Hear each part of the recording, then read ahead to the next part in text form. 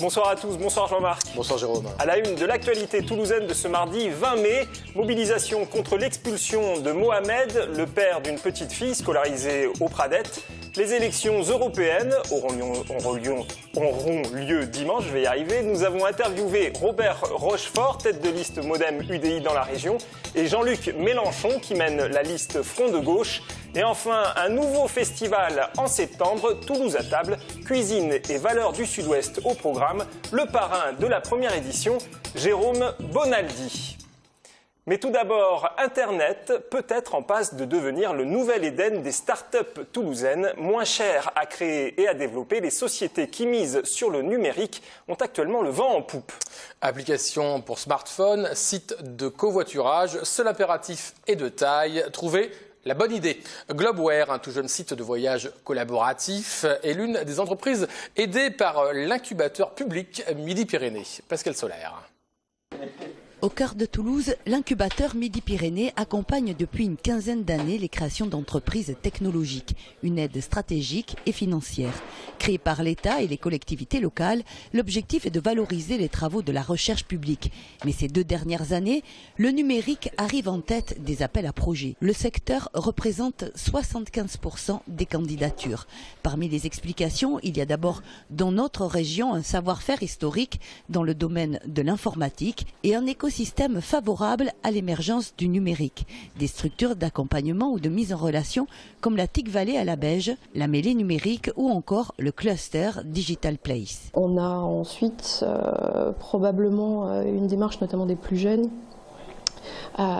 plus favorable à se lancer dans la création d'entreprises dans le numérique parce que ça leur semble, et c'est vrai d'ailleurs en partie, plus accessible. C'est plus accessible techniquement, ça met beaucoup moins de temps de développement qu'un projet à caractère très technologique qui nécessite des investissements financiers lourds. Donc c'est moins coûteux. En revanche, il ne faut pas sous-estimer la difficulté à trouver son business model, à réunir sa première communauté quand on est sur une proposition web mobile et à véritablement avoir une traction suffisante pour, d'une bonne idée ou d'une bonne application, faire une véritable entreprise. Après un passage à l'incubateur, les 2 jeunes créateurs de Globeware, site dédié au voyage collaboratif, sont installés aujourd'hui à la TIC Valley à la Beige, qui regroupe une vingtaine de start-up innovantes. Ambiance geek décontractée, mais ne pas se fier aux apparences. Ici, les heures de travail ne se comptent pas et c'est justement un rêve commun à tous qui stimule. Développer une application, un site au niveau international qui génère une croissance rapide. En fait, on essaye de rassembler l'intégralité des acteurs aujourd'hui qu'on consulte au moment de la création d'un voyage. Donc, ça peut aussi bien être du blog pour avoir des idées, ça peut être du Google Maps pour visualiser ses cartes, ou aussi bien de la feuille Excel très très énervante au moment de vraiment concevoir son budget.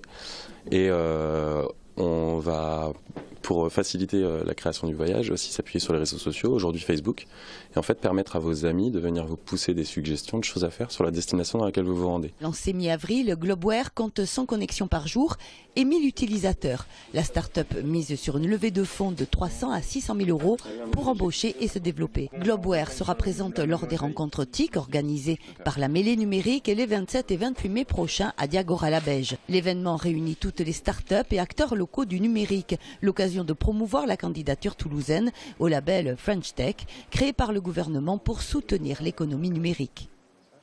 Toujours dans le domaine des entreprises, mais cette fois-ci à leur création. Le tout début, un salon est dédié aux futurs entrepreneurs, aux espaces Vanel de la médiathèque Arche Maringo. Il a eu lieu aujourd'hui et se poursuivra demain, mercredi 21 mai.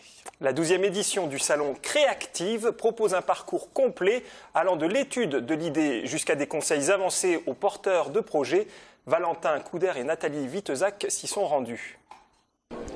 Étudiants, demandeurs d'emploi, salariés, les visiteurs du salon Créactive ont un objectif commun, créer leur entreprise. Une trentaine d'exposants sont ici pour les guider et les conseiller dans leur démarche. Le salon a été découpé en 3 parcours, identifiés par des couleurs, pour permettre à tous les visiteurs, que ce soit des personnes qui n'ont que de l'idée de créer un jour une entreprise, au projet de se lancer, d'avoir accès immédiatement aux bons interlocuteurs. Cette initiative est un pas pour l'emploi, une priorité pour la municipalité. c'est par la création de richesses que nous créerons des emplois, c'est par l'entreprise que les emplois de demain verront naissance. Et j'allais dire que non seulement c'est une priorité, mais que nous l'adossons à une stimulation publique par la communauté urbaine de Toulouse. Et nous pensons que ce mariage, et c'est l'idée de Jean-Luc Boudin, que de penser que ce mariage entre la collectivité et puis les créateurs privés est porteuse d'avenir. Des avocats, des comptables, des banquiers, autant d'experts pour rassurer les visiteurs. C'est un vivier d'échange et de mutualisation de connaissances, donc c'est plutôt intéressant. Je suis venue à ce forum parce que j'ai participé à un concours et donc j'ai gagné un prix. Meilleur commerce en ZFU, donc je suis venue le prendre. Et du coup, en même temps, je suis venue pour voir du monde et rencontrer d'autres porteurs de projets. Des prix ont récompensé 5 jeunes entreprises. Une distinction qui honore l'innovation dans un pays en crise. Les salariés des maisons de solidarité gérées par le Conseil général étaient en grève aujourd'hui à Toulouse. Ces agents de la fonction publique territoriale travaillent dans le cadre d'aide sociale à l'enfance ou encore de missions en faveur des personnes âgées et handicapées. Et oui, ils réclament une remise en question de l'excès de procédures administratives et demandent également des effectifs supplémentaires. En Haute-Garonne, ces agents sont au nombre de 800, insuffisants selon Stéphane Boras, secrétaire départemental adjoint de Sud Collectivité Territoriale 31. Nous l'écoutons. Le département de la Haute-Garonne est un des départements où il y a le plus de progression démographique en France et le personnel ne suit pas. Donc pour tout ce qui est prévention en matière d'enfance, suivi des enfants en difficulté, suivi des personnes tout court en difficulté, on n'a pas le niveau de progression de personnel qui est suffisant par rapport à cette progression démographique. La deuxième chose, c'est qu'on a une hiérarchisation très forte depuis de nombreuses années avec, selon nous, du coup, de mauvaises conditions de travail parce que des ordres et contre-ordres, parce que, voilà, pour nous, un gaspillage en fait autour de ces strates de hiérarchie qui s'empilent, sans beaucoup de sens. Et nous avons contacté le Conseil général qui n'a pas souhaité s'exprimer. Rassemblement contre l'expulsion de Mohamed Mektour, un parent d'élève de l'école maternelle des Pradettes, rue Ferdinand Lesseps. Actuellement en centre de rétention, sa demande d'asile a été rejetée. Une vingtaine de personnes se sont rassemblées devant l'école à la fin des cours pour le soutenir, lui et sa famille. Depuis 3 ans en France, ce père de famille a l'une de ses 2 filles scolarisées dans cet établissement. On l'écoute sa femme qui témoigne à visage couvert, puis 2 de ses soutiens au micro de Marlène Canal. J'ai presque 3 ans. Ici, la grande, elle a 4 ans. Elle est au maternel et la petite, elle est née ici à Toulouse. Elle a 1 an. Et ils ont trop attaché de leur père. J'arrive pas comment expliquer à ma fille. C'est tous les soirs. C'est tous les soirs, elle demande à leur père. On a au 2e recours, on attend la décision. Je sais pas. Mon mari, il a rien fait, mon mari. Il a pas volé, il a pas tué, il a rien fait, mon mari.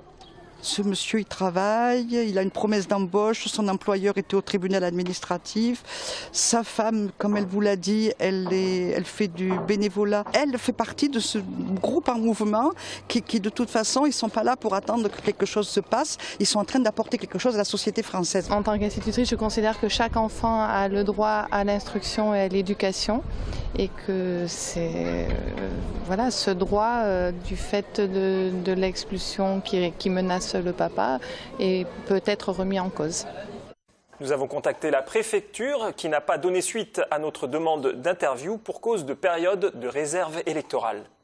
Le PDG d'Airbus Group, Tom Enders, se mobilise pour les élections européennes qui auront lieu dans 5 jours. Il demande à ses 130 000 salariés d'aller voter. Dans une lettre qu'il leur a adressée, il souligne que le groupe est un magnifique exemple de ce que l'intégration européenne a de meilleur à offrir à Toulouse. Les syndicats ne sont pas surpris par cette démarche. On écoute le délégué syndical CGT d'Airbus, Xavier Petraki, au micro de Sophie Wanis. Il s'adresse souvent aux salariés sous un ton, je dirais, de camaraderie, entre guillemets. Le seul problème, c'est que en tout cas, c'est pas forcément l'ami de tous les salariés et c'est pas le copain de tous les salariés, puisque bon, il avait fait par exemple lors des vœux de Noël, il a adressé les vœux de Noël, mais 3 jours avant, il a annoncé 3000 suppressions d'emplois, notamment dans la constitution d'Airbus Defence et Space. Je pense qu'il donne aux salariés des gages sur la démocratie sociale à travers la participation aux élections, mais la démocratie sociale, ça commence d'abord par la répartition des richesses. Aujourd'hui, on a un patron qui s'est augmenté de 20%, 1,4 million dans l'année, alors qu'on a des salariés qui vont toucher, suite aux négociations salariales, par exemple, un talon de 30 €.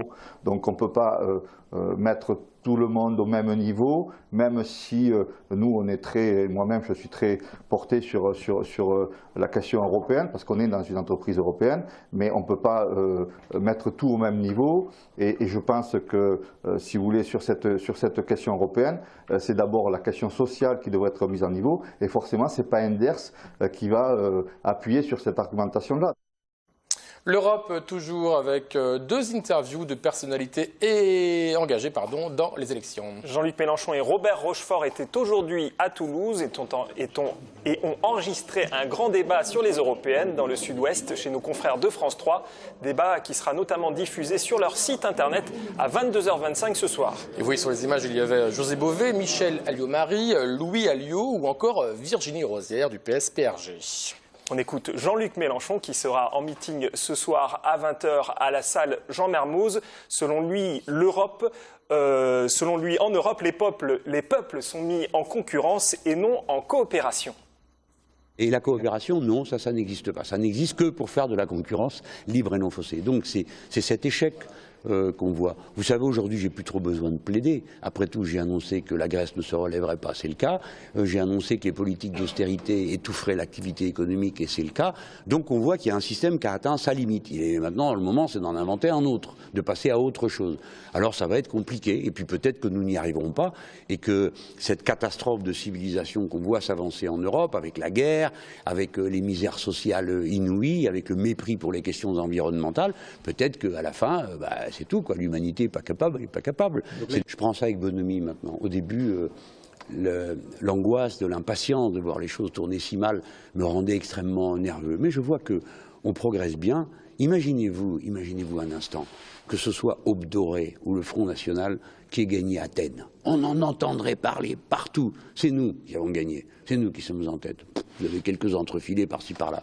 Par conséquent, ce qui compte, c'est la vérité, la réalité. Je trouve qu'il y a des bons signes. Et bien sûr qu'il y en a des très mauvais. Des très mauvais, c'est les fascistes qui progressent dans toute l'Europe et à des limites de violence dont on n'a pas idée. Les gens ne savent pas ce qui se passe en Hongrie, ils ne voient que ce qui se passe en Ukraine et encore ce qu'on leur raconte à ce sujet. Mais il y a ça, c'est vrai. Mais d'un autre côté, il y a nous. Et on progresse, on avance. Robert Rochefort, tête de liste de l'UDI et du MoDem, était également dans ce débat. Il revient sur son idée industrielle et notamment la création de géants économiques. Écoutons-le.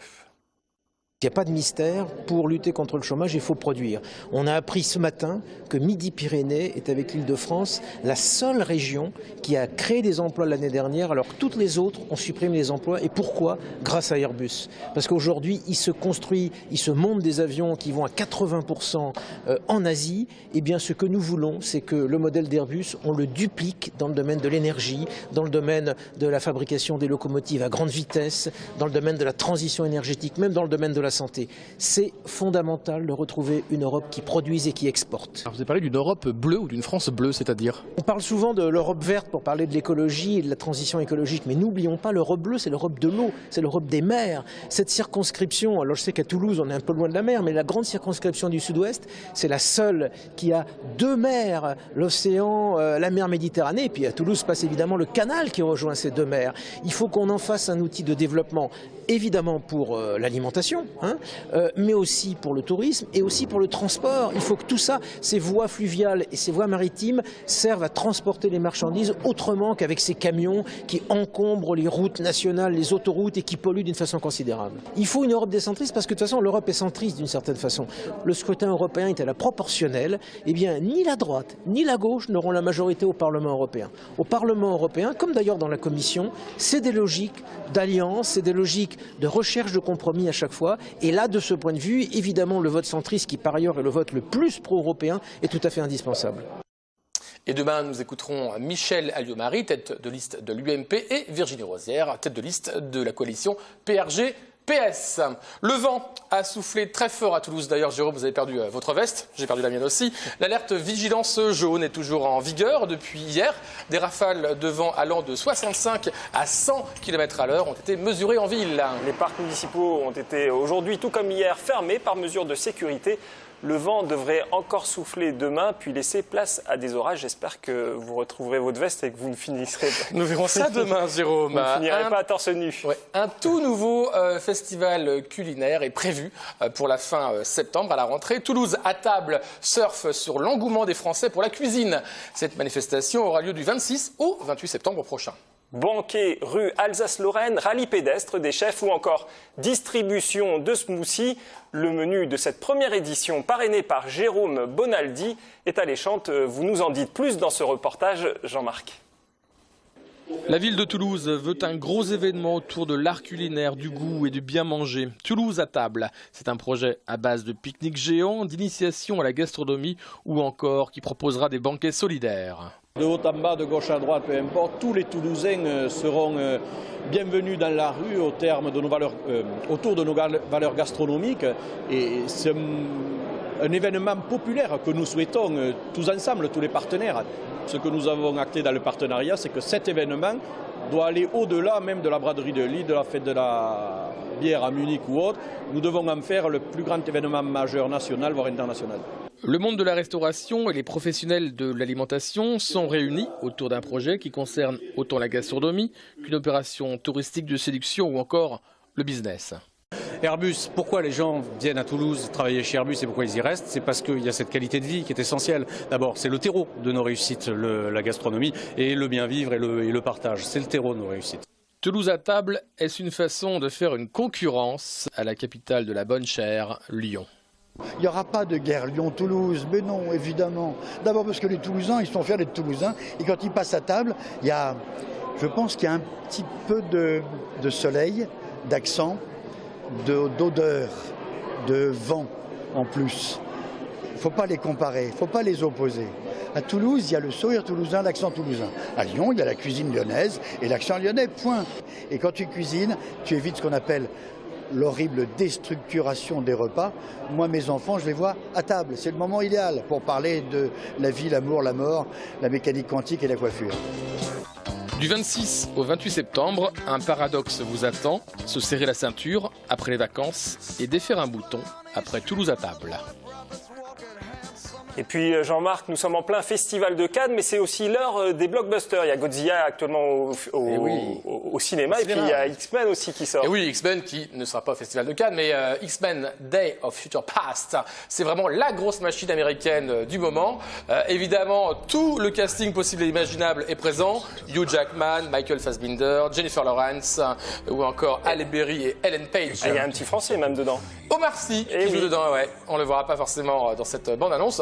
En tout cas, pour tous les fans, ils iront là, puisque c'est un film somme qui réunit tout ce qu'on a pu connaître avec Wolverine, qui réunit tout ce qu'on a pu connaître entre la guerre entre les chefs des X-Men. Faut-il être humain ou à la rigueur plutôt être identitaire? Ça, c'est une question aussi fondamentale par rapport à ce film-là.